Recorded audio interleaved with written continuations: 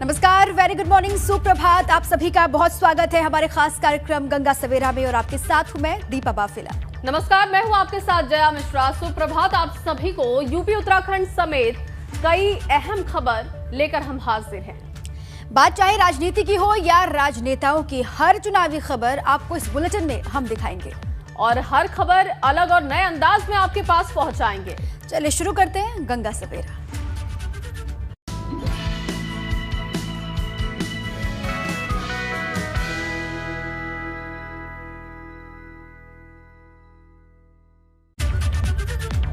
और बुलेटिन की शुरुआत करेंगे। सबसे पहले बात आईटी के छापेमारी की करेंगे। दरअसल कानपुर के बाद कन्नौज में इनकम टैक्स की रेड जारी है और देर रात आईटी ने मंगाई नोट गिनने की मशीनें, ये बड़ी जानकारी मिल रही है। इत्र कारोबारी पीयूष जैन के तीसरे घर पर कार्रवाई जारी है। भारी मात्रा में नकदी और सोने की बरामदगी की उम्मीद है। कानपुर रेड में 150 करोड़ से ज्यादा की नकदी मिली थी, जिसके बाद लगातार पड़ताल हो रही है। अब इत्र व्यापारी के घर से इतनी बड़ी मात्रा में रकम, जिसके बाद से कई सवाल भी खड़े हुए। कन्नौज में आईटी की कार्रवाई, कानपुर में मिला था 150 करोड़ से ज्यादा का पैसा, जिसके बाद से अब आईटी के अधिकारी भी गंभीरता से पड़ताल कर रहे हैं। और इसी पर अधिक जानकारियों के साथ फोन लाइन पर जुड़ चुके संवाददाता नित्य मिश्रा, सीधे उन्हीं के पास चलते हैं। नित्य, क्या जानकारी है, क्या अपडेट है पूरे मामले को लेकर? देखिए, आपको बता दें कि कहीं ना कहीं कानपुर से ज्यादा बड़ी रिकवरी होने की संभावना अब जताई जा रही है। इस हिसाब से करीब 40 से 45 घंटे से ज्यादा समय गुजर चुका है और करीब 20 से 25 अधिकारी अंदर मौजूद हैं, जो DGI टीम के बताए जा रहे हैं। तो काफी बड़ा घर है और एक घर नहीं, आसपास उनके 2-3 घर है, कारखाने हैं। तो कई जगह अभी भी जो चेकिंग है, जो छापेमारी है, वो करनी बाकी है। उनको वहां पर देर रात कार्रवाई चलती रही और जो हमारे हवाले सूत्रों से खबर आई है, वो करीब बताया जा रहा है कि 25 किलो के आसपास का सोना बरामद हुआ है और 2.5 या 3 कुंटल चांदी की बरामद हुई है और करीब 8-9 ड्रम जो हैं चंदन के तेल होते हैं, काफी महंगा तेल बताया जाता है ये, उसके भी बरामद हुए हैं और बड़ी मात्रा में कैश बरामद हुआ है। जिस हिसाब से कल देर रात चोरी छुपके जो इनकम टैक्स की टीम थी, वो नोट गिनने की मशीन अंदर ले जा रही थी वहां पर। हालांकि किसी भी मीडिया वालों को अंदर जाने से मना कर रखा है, चारों तरफ से गेट बंद कर रखे हैं, क्योंकि काफी बड़ा मकान है और काफी मजबूत बनाया गया है। 25 से 30 लॉकर बताए गए हैं, उसको तोड़ने में भी आईटी टीम को काफी समय लगा है। कई तहखाने भी बताए जा रहे हैं, उसको भी तोड़ा गया है। तो कुल मिला के एक बड़ी कार्रवाई और बड़ी जो बरामदगी हो सकती है यहाँ पर कानपुर में। जो 177 करोड़ के आसपास जो बरामद हुआ, कैश बरामद हुआ है, उससे कहीं ज्यादा यहाँ पर बरामद होने की अब कयास लगाए जा रहे हैं, क्योंकि जिस हिसाब से टीम अंदर लगातार छापेमारी कर रही है और समय गुजार रही है, तो उससे अंदाजा यही लग रहा है कि अब एक बहुत बड़ी कार्रवाई देखने को मिलेगी। जी चलिए, बहुत बड़ा खुलासा यहाँ से हो सकता है। पहले कानपुर और उसके बाद कन्नौज में आईटी की रेड, अब कानपुर से भी ज्यादा रकम यहाँ पर हो सकती है। नित्य, ऐसी भी जानकारी आप दे रहे हैं, लगातार नजर बनाए रखिएगा। बहुत बहुत शुक्रिया आपका पूरी जानकारी के लिए और अपडेट के लिए। अब आगे बढ़ते हैं, बात कर लेते हैं कोरोना के बढ़ते दायरे की। देश में कोरोना के बढ़ते मामले को देखते हुए कई राज्यों ने पाबंदी लगा दी है। कोरोना के नए वेरिएंट ओमिक्रॉन के बढ़ते खतरे को देखते हुए यूपी में भी 25 दिसंबर की रात से नाइट कर्फ्यू लगाया गया। रात 11 बजे से शुरू हुआ नाइट कर्फ्यू सुबह 5 बजे तक जारी रहा। इस दौरान नाइट कर्फ्यू का जायजा लेने पुलिस अधिकारी गश्त पर दिखाई दिए। कई जगह पर लोग रात के वक्त घरों से बाहर निकलते हुए भी दिखाई दिए, तो उनसे पूछताछ की गई और नाइट कर्फ्यू की जानकारी के साथ ही उनको हिदायत भी दी गई। और इसके साथ ही प्रदेश में ज्यादातर जिलों में नाइट कर्फ्यू पहली रात प्रभावी दिखाई दिया और सड़कों पर सन्नाटा पसरा दिखा। ज्यादातर बाजार भी नाइट कर्फ्यू की वजह से समय से बंद कर दिए गए और नोएडा में रात 11 बजे के बाद कुछ लोग बिना मास्क के पुलिस अधिकारी को मिले। नोएडा, कानपुर और श्रावस्ती की 3 तस्वीरें आपके सामने हमने रखी है, जिसमें रात के वक्त पुलिस अधिकारी गश्त करते दिखाई दे रहे हैं और नाइट कर्फ्यू में बाहर घूमने वालों को पहली रात हिदायत देकर वापस घर भेज दिया गया। अब देखिए, कोरोना की वजह से लगाए गए नाइट कर्फ्यू में इमरजेंसी सेवाएं जारी रहेंगी। जो एसेंशियल चीजें हैं वो खुली रहेंगी। रात 11 बजे से सुबह 5 बजे तक प्रभावी रहेगा। नियमों का उल्लंघन करने वालों पर सख्त कार्रवाई के निर्देश हैं और इसलिए रात 11 बजे के बाद घरों से बाहर ना निकले और जब भी घर से बाहर निकले मास्क जरूर लगाएं। कोरोना से बचने के लिए एक बार फिर नियमों का पालन करना बेहद जरूरी है। थोड़ी सी लापरवाही, थोड़ी सी चूक जानलेवा साबित हो सकती है, ये सभी को समझना होगा। और वहीं यूपी सरकार ने कोरोना के बढ़ते संक्रमण को देखते हुए कल से नाइट कर्फ्यू को लागू कर दिया है, जिसके बाद रात 11 बजे से लेकर सुबह 5 बजे तक नाइट कर्फ्यू लागू रहा और बेवजह घर से बाहर निकलने पर पाबंदी लगाई गई। लेकिन नोएडा की सड़कों पर देर रात तक लोगों की आवाजाही भी दिखाई देती रही, जबकि जिले में कोरोना के मरीजों की तादाद फिर से बढ़ने लगी है। और पिछले 24 घंटे में जहां प्रदेश में कोरोना के 38 मामले रिकॉर्ड किए गए, इसमें 13 नए मामले गौतम बुद्ध नगर के हैं। एबीपी गंगा संवाददाता अंकित कौशिक ने नाइट कर्फ्यू का जायजा लिया है, आप भी देखिए। आपको हम बता दें, इस वक्त हम नोएडा की जो सड़कें हैं वहाँ मौजूद हैं। जनपद गौतम बुद्ध नगर में इस वक्त हम मौजूद हैं।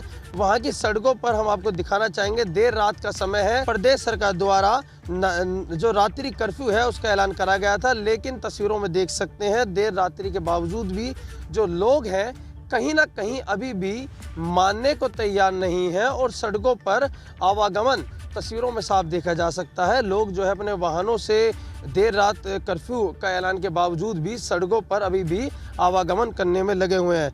आपको बता दें कि जिस तरीके से एक बार फिर कोरोना वायरस की दस्तक उत्तर प्रदेश में बढ़ते देख प्रदेश सरकार द्वारा एक बड़ा निर्णय लिया गया है, जिसके चलते कोरोना वायरस की जो लहर है जो फिर दोबारा से कहीं ना कहीं प्रदेश में जो कोरोना वायरस का वेरिएंट है ओमिक्रॉन की दस्तक बढ़ने लगी है। इसी के चलते सरकार ने बड़ा फैसला करते हुए और ये चैन आगे ना बढ़े उसी के लिए देर रात से रात्रि कर्फ्यू का ऐलान किया था। लेकिन तस्वीरों में हम इस समय रियलिटी चेक करने के लिए सड़कों पर उतरे हैं। सड़कों में आपको दिखाना चाहेंगे देर रात्रि के बावजूद ही जो कुछ वाहन हैं अभी भी आवागमन लगा हुआ है। लोग अभी भी मानने को तैयार नहीं है। जिस तरीके से अभी भी लोगों का वाहनों का आवागमन लगा हुआ है, कहीं ना कहीं अभी भी शासन द्वारा थोड़ी सख्ती बरतने की आवश्यकता है। नोएडा से अंकित कौशिक, एबीपी गंगा। तो नोएडा की ग्राउंड रिपोर्ट आपने देखी। अब लखनऊ का हाल आपको बताते हैं। लखनऊ में भी नाइट कर्फ्यू लागू होते ही पुलिस मुस्तैद दिखाई दी। पुलिस ने सड़कों पर उतर करके नाइट कर्फ्यू का जायजा लिया और लोगों से नाइट कर्फ्यू की पालना की अपील की। इस दौरान पुलिस ने लोगों से कोविड नियमों का पालन करने के लिए भी कहा।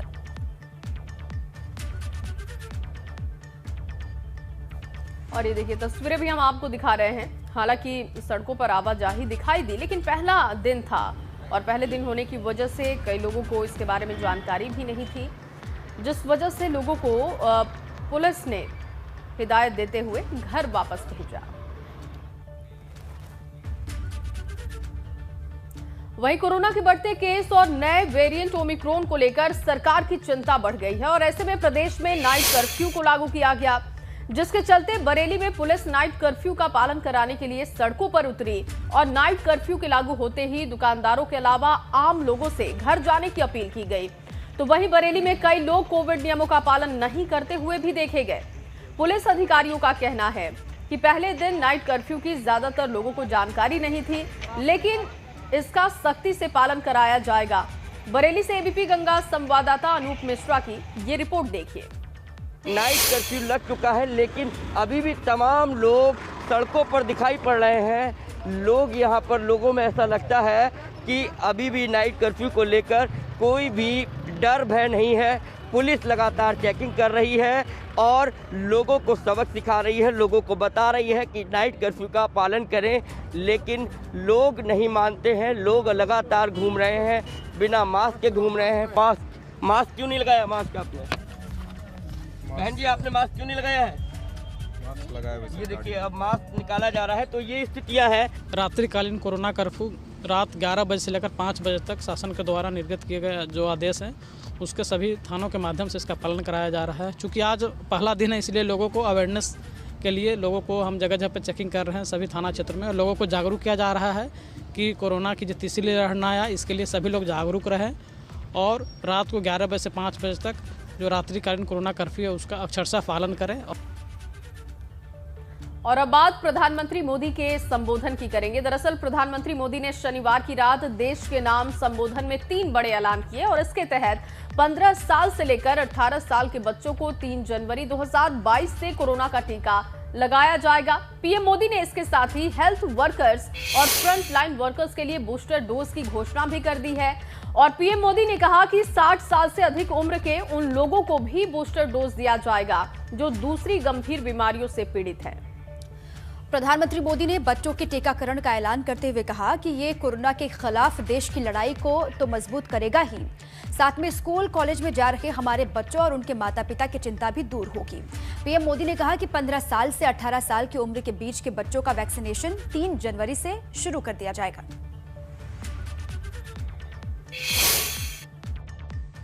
साथियों, 15 साल से 18 साल की आयु के बीच के जो बच्चे हैं, अब उनके लिए देश में वैक्सीनेशन प्रारंभ होगा। 2022 में 3 जनवरी को सोमवार के दिन से इसकी शुरुआत की जाएगी। ये फैसला कोरोना के खिलाफ देश की लड़ाई को तो मजबूत करेगा ही, स्कूल कॉलेजों में जा रहे हमारे बच्चों की और उनके माता पिता की चिंता भी कम करेगा।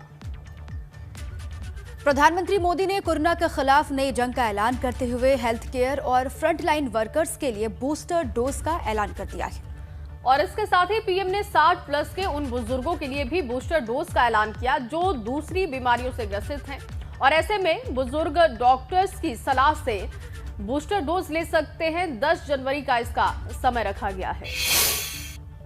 साथियों, हम सबका अनुभव है कि जो कोरोना वॉरियर्स है, हेल्थ केयर और फ्रंटलाइन वर्कर्स हैं, इस लड़ाई में देश को सुरक्षित रखने में उनका बहुत बड़ा योगदान है।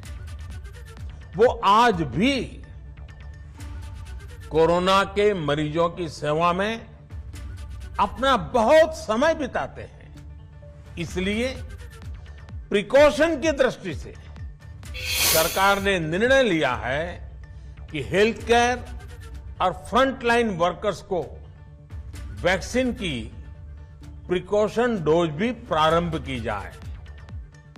इसकी शुरुआत 2022 में 10 जनवरी सोमवार के दिन से की जाएगी। साथियों, कोरोना वैक्सीन का अब तक का ये भी अनुभव है कि जो अधिक आयु वाले हैं और पहले से ही किसी न किसी गंभीर बीमारी से पीड़ित है, उन्हें प्रिकॉशन लेना सलाह योग्य है। इसको ध्यान में रखते हुए 60 वर्ष से ऊपर की आयु के कोमॉर्बिडिटी वाले नागरिकों को उनके डॉक्टर के सलाह पर वैक्सीन की प्रिकॉशन डोज का विकल्प उनके लिए उपलब्ध होगा। ये भी 10 जनवरी से प्रारंभ होगा।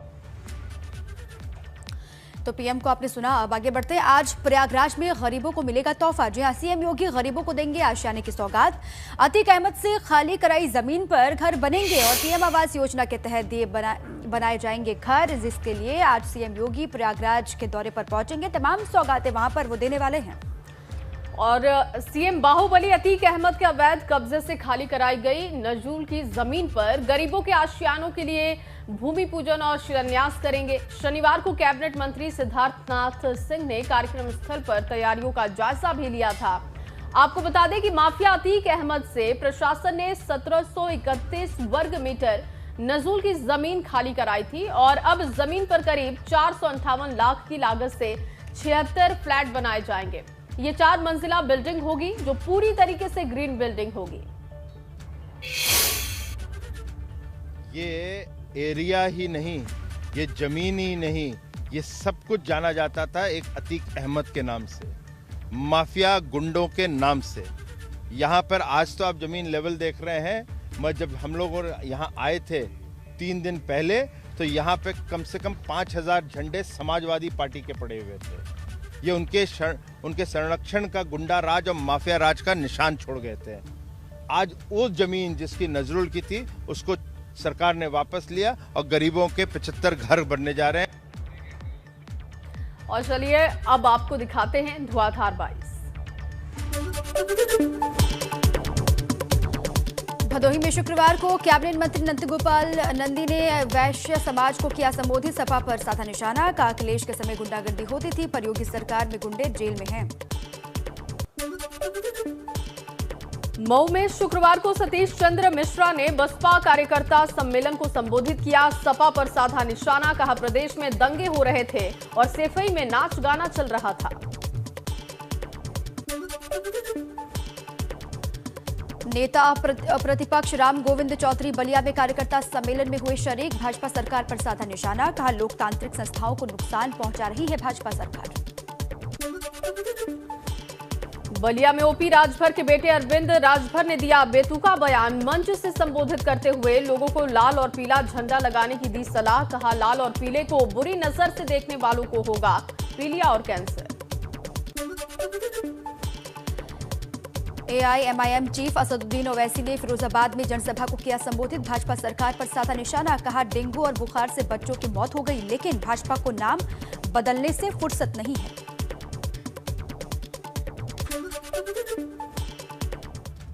तो धुआंधार 22 के बाद अब दीपा, अब जो समय है वो बड़ी खबरें बताने का है, क्योंकि चुनावी मौसम है और चुनावी मौसम में एक के बाद एक बड़ी खबरें सामने आ रही है। ग्राफिक्स के जरिए मैं दर्शकों को दिखाऊंगी कि आज की बड़ी खबरें क्या है। बिल्कुल बिल्कुल जया, क्योंकि चुनावी मौसम है, चुनावी खबरों के बीच में हमारी नजर उन तमाम अहम खबरों पर भी लगातार बनी रहती है जो दर्शकों तक पहुंचना बहुत जरूरी है। इसलिए हम चुनावी शोर के बीच भी उन अहम खबरों पर लगातार नजर बनाकर रखते हैं, ताकि कोई भी अहम खबर हमारे दर्शकों से छूटे नहीं। Over to you Jaya. बिल्कुल दीपा, चुनावी मौसम है लेकिन कोई भी जरूरी खबर दर्शकों से ना छूटे, इसलिए हम बड़ी खबरें हर सुबह अपने दर्शकों को बताते हैं। और आज लखनऊ में ब्रह्मोस यूनिट के साथ बनेगी DRDO लैब और रक्षा मंत्री राजनाथ सिंह एवं CM योगी इसकी आधारशिला रखेंगे। तो ये बड़ी खबर, और इसके साथ साथ बताएं आपको कि राजधानी लखनऊ में ब्रह्मोस यूनिट के साथ बनेगी DRDO लैब। एयरपोर्ट के बगल में ये स्थापित होगी और रक्षा मंत्री राजनाथ सिंह CM योगी 26 दिसंबर को इसकी आधारशिला रखेंगे। ब्रह्मोस मिसाइल यूनिट के लिए भटगांव में पहले से जमीन चिन्हित की गई है। अधिकारियों के अनुसार इन परियोजनाओं में DRDO अगले कुछ साल में करीब 10,000 करोड़ रुपए का निवेश करेगा। इसके अलावा आज प्रधानमंत्री मोदी सुबह 11 बजे रेडियो के जरिए मन की बात करेंगे और हर महीने के आखिरी रविवार को प्रधानमंत्री मोदी आकाशवाणी और नेशनल न्यूज के जरिए मन की बात कार्यक्रम के तहत देश को संबोधित करते हैं। आज होने वाली मन की बात कार्यक्रम का 84वां एपिसोड प्रसारित होने जा रहा है और प्रसार भारती अपने आकाशवाणी नेटवर्क पर इस कार्यक्रम को 23 भाषाओं और 29 बोलियों में प्रसारित करता है। इस कार्यक्रम में PM मोदी कई महत्वपूर्ण विषयों पर अपनी राय भी रखते हैं और स्थानीय लोगों और उनके कामों को भी प्रोत्साहित करते हैं। तो ये आज सुबह की दो बड़ी खबरें हैं दीपा। बिल्कुल जया, दोनों ही खबरें काफी अहम, काफी महत्वपूर्ण है। जहाँ एक तरफ डिफेंस को मजबूत करने के लिए लखनऊ में ब्रह्मोस यूनिट लगेगी, तो वहीं दूसरी तरफ मन की बात कार्यक्रम का आज 84वां संस्करण है। क्या कुछ कहते हैं प्रधानमंत्री मोदी, ये भी अपने आप में अहम हो जाता है, उनको सुनना भी। जया आ चुके हैं तमाम बड़ी खबरें आपको बता करके। दोनों ही खबरों पर दिन भर लगातार आपको अपडेट हम देते रहेंगे।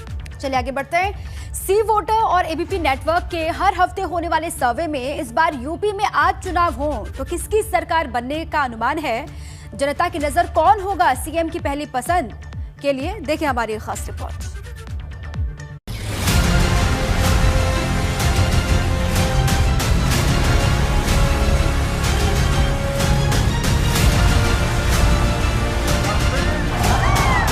देश के सबसे बड़े सूबे उत्तर प्रदेश में अगर आज चुनाव हो तो किसकी सरकार बनती दिख रही है, इसे लेकर सी वोटर और ABP नेटवर्क हर हफ्ते का सर्वे आपके सामने पेश कर रहा है, ताकि आपको भी आज के सियासी माहौल के बारे में जानकारी मिल सके और ये भी पता चल सके कि इस वक्त यूपी में किस पार्टी का पलड़ा मजबूत दिख रहा है। ऐसे में जब हम ये सवाल जनता के बीच लेकर गए कि यूपी में CM की पहली पसंद जनता किसे मानती है, तो ये जवाब सामने आया।